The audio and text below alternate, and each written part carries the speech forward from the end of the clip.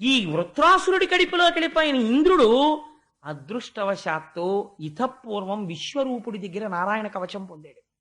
ఆ నారాయణ కవచ స్మరణము చేత వైష్ణవీ విద్య చేత ఏ స్థితిని పొందాడంటే వృత్రుడి కడుపులోకి వెళ్ళిపోయినా జీర్ణము కాలేదు. అలా నిలబడ్డాడు. కందడు, భీతి కుందడు, ప్రకంపనముందడు, పెద్ద నిద్దూరం చెందడు, తత్తరింపడడు, విశేషము చెప్పడు. వైష్ణవీ జయానంద పరైక విద్యను మనంబున దల్చుచునుండె కాని సంక్రందనుడా నిశాచరుని గర్భములో హరిరక్షితాంగుడై. ఆ వైష్ణవీ విద్య చేత రక్షింపబడుతున్నవాడై నారాయణ కవచాన్ని తలుచుకుంటూ వృత్రాసురుడి కడుపులో ఉండిపోయి వజ్రాయుధం పెట్టి ఆయన కడుపు కత్తిరించి అందులోంచి బయటకు వచ్చాడు. బయటికి వచ్చి ఐరావతం ఎక్కి ఆయన కంఠం దగ్గరికి చేరాడు. చేరి 1 సంవత్సరం పాటు వజ్రాయుధం పెట్టి ఆయన కంఠం చుట్టూ తిరుగుతూ ఆయన కంఠాన్ని కత్తిరించాడు. కత్తిరిస్తే ఉత్తరాయణ దక్షిణాయన పుణ్యకాలాల సంధికాలంలో వృత్రాసురుడి యొక్క శిరస్సు డుళ్ళి కింద పడిపోయింది. వృత్రాసురుడు రాక్షసుడే కాని పోతనగారు అన్నారు, అఖిల దుఃఖైక సంహారాది కారణం బకిలార్థ సంచయ ఆహ్లాదకరము విమల భక్త్యుద్రేక విభవ సందర్శనం వనుపమ భక్త వర్ణనరతంబు విబుధ హర్షానేక విజయ సంయుక్తంబు గ్రస్తామరేంద్ర మోక్షక్రమంబు బ్రహ్మహత్యానేక పాపనిస్తరణంబు కమనీయ సజ్జన కాంక్షితంబు అయిన ఈ ఇతిహాసంబు అతిక భక్తి వినిన చదివిన వ్రాసిన అనుదినంబు ఆయురారోగ్య విజయ భాగ్యాభివృద్ధి కర్మ నాశము సుగతియు కలుగుననఘ.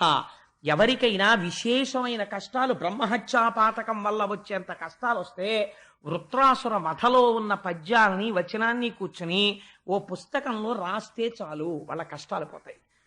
చెబితే చాలు, పోతాయి. ఎంతటి మహాపాపం తరుముకొస్తున్నా వృత్రాసుర వధ వింటే చాలు, పోతాయి. అంటే ఇదంతా విని పరీక్షిత్ ఒక ప్రశ్న అడిగాడు, నువ్వు ఇప్పటి వరకు నాకు ఎన్నో విషయాలు చెప్పావు, కానీ ఇలాంటి రాక్షసుడు గురించి నేను వినలేదు. ఇదేమి ఆశ్చర్యమయ్యా, నన్ను తొందరగా చంపే, నేను శ్రీమన్నారాయణుల్లోకి వెళ్ళిపోతాను, నన్ను తొందరగా చంపే అన్న రాక్షసుడిని నేను చూడలేదు. ఈ వృత్రాసురుడికి ఇంత మహిత భక్తి ఎలా కలిగింది, ఇంత జ్ఞానం ఎలా కలిగింది నాకు చెప్పు, నా మనస్సు ఆతృత పడిపోతోంది అన్నాడు. అంటే మహానుభావుడు శుకుడు ఆనాడు చెప్పాడు, పూర్వకాలంలో చిత్రకేతు అనబడేటటువంటి ఒక మహారాజు గారు ఉండేవారు. ఆయనకి ఒకరు కాదు, అనేక మంది భార్యలు.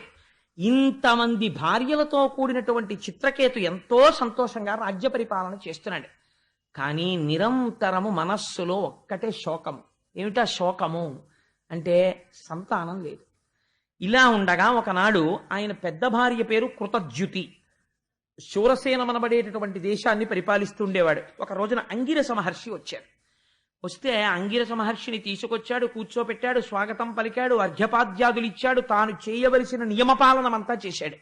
చేస్తే అంగిరస మహర్షి అన్నారు, ఇంతమంది భార్యలున్నారు, ఇంత ఐశ్వర్యం ఉంది, ఇంత సామ్రాజ్యం ఉంది, నువ్వు దేని గురించి బెంగ పెట్టుకున్నావు, నీ ముఖంలో కాంతి లేదు అన్నారు.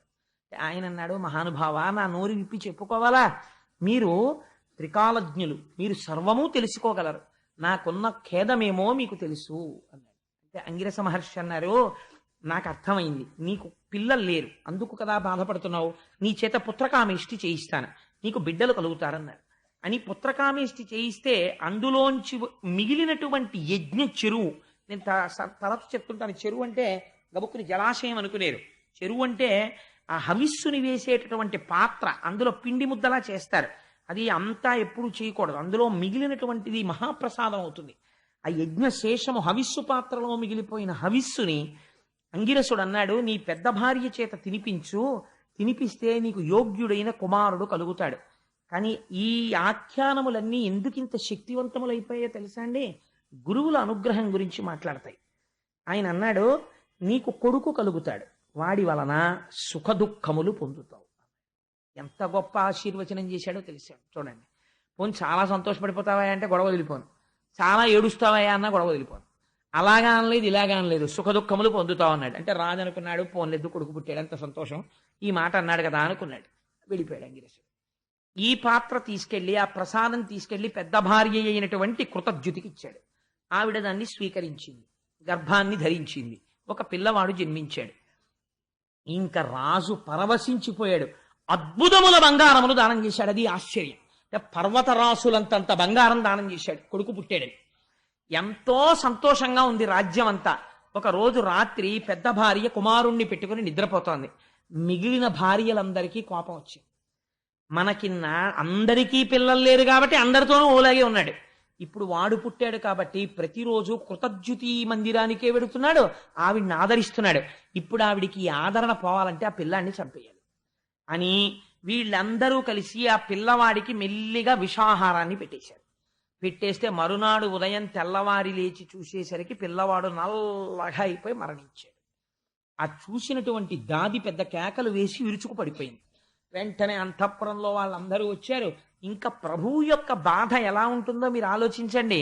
ఆ పిల్లవాడి యొక్క పాదముల దగ్గర కూర్చుని నేను ప్రభువునన్న విషయాన్ని కూడా మర్చిపోయి గుండెలు బాదుకుని ఏడుస్తున్నాడు. ఏడుస్తుంటే అంగిరస మహర్షి బ్రహ్మలోకం నుంచి నారదుడితో కలిసి వచ్చారు.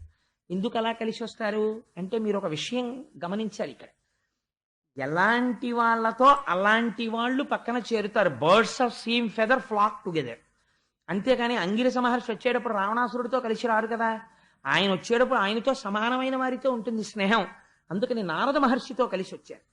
అందుకని ఆ నారద మహర్షితో కలిసి వస్తే రాజు ఏడుస్తున్నాడు. ఎంత ఏడుపుని పొందాడో తెలుసా అండి.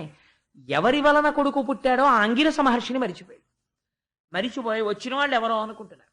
అంటుంటే అంగిరస మహర్షి అడిగారు, అక్కడే ఉంది కొడుకు యొక్క శవం, రాజా నువ్వు ఎందుకు ఏడుస్తున్నావు అని అడిగాడు. అడిగితే ఇది చూసి రాజు ఆశ్చర్యపడి ఇలాంటి వాడికి అసలు ఏం జవాబు చెప్పాలరా, వీడు ఎందుకు ఏడుస్తున్నావు అంటాడు, ఏదో సరదాగా ఏడుస్తున్నట్టు అని. ఎందుకు ఏడుస్తున్నావు ఏమిటయా, కొడుకు చచ్చిపోయాడు అన్నాడు. అంటే ఆయన అన్నాడు, నువ్వు ఇలాగా నా కొడుకు అని ఏడుస్తున్నావు కదా, నేను ఇతపూర్వం నీ దగ్గరికి వచ్చి ఈ కొడుకు పుట్టడం కోసమని నీతో యజ్ఞం చేయించాను. అప్పుడు నీకు ఈ కొడుకు ఉన్నాడా? లేడు. ఈ కొడుకు తర్వాత వచ్చాడు. అంతకుముందు ఆ కొడుకు లేనప్పుడు నువ్వు చాలా సుఖంగా ఉండేవాడివి, సంతోషంగా. మధ్యలో వచ్చాడు, మధ్యలో వెళ్ళిపోతే నువ్వే వెళ్ళిపోయినంత బాధపడుతున్నావేంటి? మనుష్యుల జీవితాలు ఎలా ఉంటాయో తెలుసా? ఆ చిత్రకేతు, నేను నీకు ఒక మాట చెప్తాను. నీకు వీడెవ్వడు, నీవెవ్వనికి శోక సంతాపమందెడు సర్వభౌమ, పుత్రమిత్రాదులు పూర్వజన్మంబున ఎవ్వని వారలో ఎరగుగలరే, మొదల నదీవేగమున నాడకాడ కొసికతంబు కూడుచు చెదురుచుండు, ఆ రీతి ప్రాణుల కతి కాలగతి చేత పుట్టుట సచ్చుట పసగుచుండు, కాన భూతంబులకు కల్గు భూతంబులు మమతతోడ విష్ణు మాయ చేసి, దీని కడలనేల ధృతి తోలగానేల బుద్ధి తలపవలదే భూత సృష్టి. మీకొక్క విషయం చెప్తాను. ఈ శరీరాన్ని చూసి అనేకమైన అనుబంధాలని పెట్టుకుంటారు. నా కొడుకనొకరు, నా భర్తనొకరు, నా తండ్రినొకరు, నా అన్ననొకరు, నా తమ్ముడనొకరు, దీనితో అనుబంధం పెట్టుకుంటారు. అసలు దేనితో అనుబంధం పెట్టుకున్నారో అది విష్ణుమాయ. అది ఉండేది కాదు, దాని లోపల ఉన్నది ఎప్పుడూ ఉండేది. ఇది ఒకనాడు వెళ్ళిపోతే ఇది పడిపోతే దీన్ని పట్టుకుని ఏడుపు మొదలెడతారు. ఏది సుఖమిచ్చిందని ఇన్నాళ్ళు నువ్వు ఆ శరీరాన్ని పట్టుకు తిరిగావో ఆ శరీరం ఇంతమంది వచ్చి ఏడుస్తుంటే ఏమీ మాట్లాడదు, కన్ను విప్పదు, చూడదు, బాధపడదు.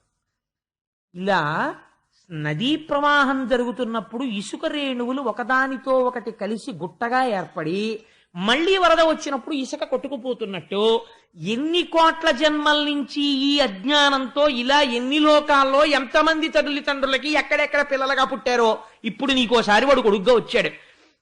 అయినా నువ్వు ఇన్ని మాటలు చెప్తున్నావు కదా రాజా, అసలు ఉండవలసిన అనుబంధం ఈశ్వరుడితో ఒక్కడితోటే. అది లేక నీ కొడుకుతో నువ్వు పిల్లలు లేరన్న భ్రాంతితో ఉండిపోయి జ్ఞానం కలగట్లేదని సుఖదుఖ కారణమైన కొడుకుని నీకు ఇచ్చాను. ఇప్పుడు చూసావా, వాడే సుఖం ఇచ్చాడు, వాడే దుఃఖం ఇచ్చాడు. కారణం ఏమిటి? మాయయందు నీకున్నటువంటి తగులుకునే స్వభావం, దానివల్ల నువ్వు సుఖదుఖములను పొందుతున్నావు అని నారదుడు అన్నాడు. నా కొడుకు పోయాడు అంటున్నావు కదా, నీ కొడుకుని బ్రతికిస్తాను, వరం ఇస్తాను, వాడు అంగీకరిస్తాడేమో నువ్వు చూద్దు కానివి వాడిని మాట్లాడిస్తాను చూడు. మనుష్యులు ఎంత అమాయకంగా కొట్టుకుపోతారో చూపించడానికి నేను నిన్ను అడ్డు పెట్టి లోకమునకు ఒక బోధ చెయ్యదలుచుకున్నాను అని నారదుడు తన తపశ్శక్తితో ఆ వెళ్ళిపోయిన జీవుణ్ణి పిలిచాడు.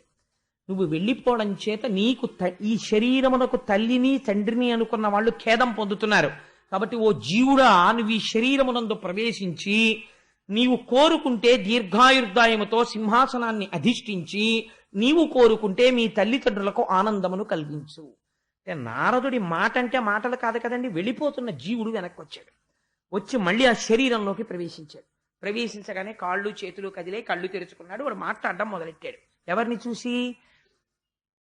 ఈ చనిపోవడం అన్న క్రియ జరగక ఒక గంట ముందు బాబు అని ఇలా అనేటప్పటికీ నాన్నగారండి అని వచ్చి కౌగులించుకున్న పిల్లాడు ఇప్పుడు తండ్రి వంక ఇలా చూసి భ్రుకుటి ముడి వేసి అన్నాడు, కర్మవశమున యందు సుఖంబు లేక దేవ తిర్యకు యోనుల తిరుగు నాకు వెలయ ఏ జన్మముందునో వీరు తల్లిదండ్రులైన వారు చెప్పవే నాకు తాపసేంద్ర.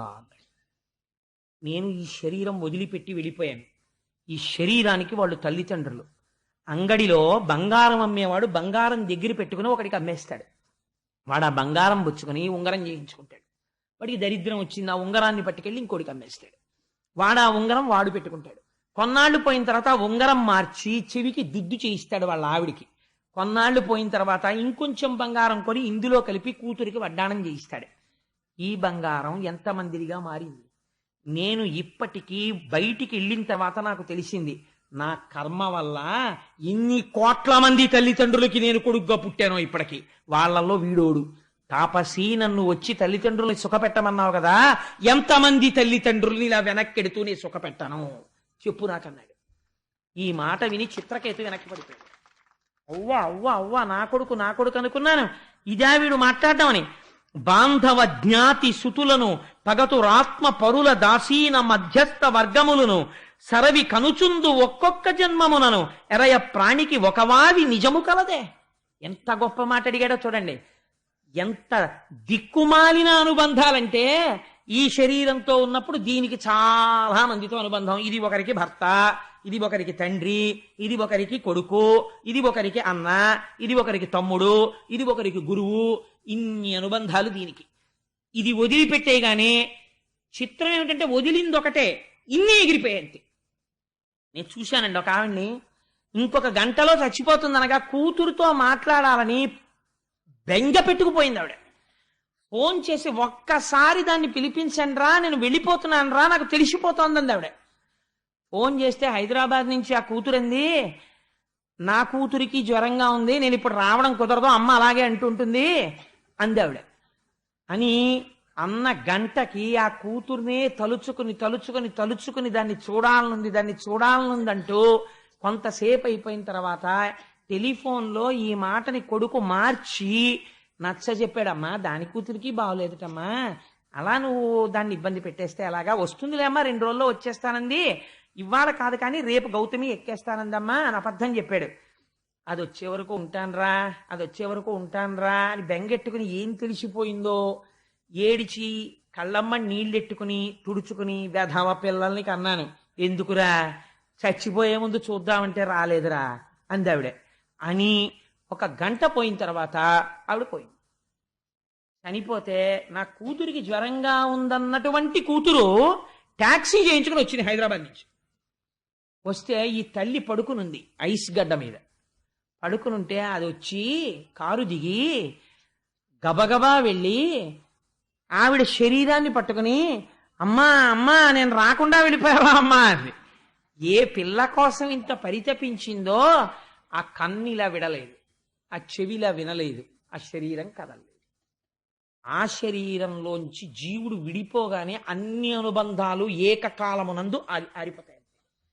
ఇంట్లో మెయిన్ ఫ్యూజ్ పోయింది, అన్ని ఫ్యాన్లు లైట్లు 0 వాట్ బల్బులతో సహా అన్ని ఆగిపోతాయి. జీవుడు ఉత్క్రమణం అయిపోయాడు, అన్ని అనుబంధాలు తెగిపోయాయి, అంతే వెళ్ళిపోతున్నాడు. ఇలాంటి అనుబంధాలన్నీ పెట్టుకుని ఎన్ని జన్మల్లో పాడైపోయానో, మళ్ళీ నువ్వు ఇంతటి తాపసివి నన్ను ఇందులోకి తెచ్చి మళ్ళీ జన్మలు పెడతావా, ఎందుకు వచ్చిందయా, ఉద్ధరిస్తే ఉద్ధరించు, నేను ఉండని ఈ శరీరంలో అన్నాడు ఆ పిల్లాడు. అంటే ఆశ్చర్యపోయి, అయ్య బాబోయ్ ఇప్పుడు నాకు బుద్ధి వచ్చిందండి, వాడిలా మాట్లాడాక నాకు తెలిసింది తత్వం అంటే ఏమిటో అంటే. అప్పుడు అంగిరస మహర్షి అన్నారు, ఇప్పుడు తెలిసిందా అనుబంధాలంటే ఏమిటో. కాబట్టి వెర్రి పెట్టుకోకు అని, నేను ఉండను అని వెళ్ళిపోయాడు ఆ శరీరం నుంచి.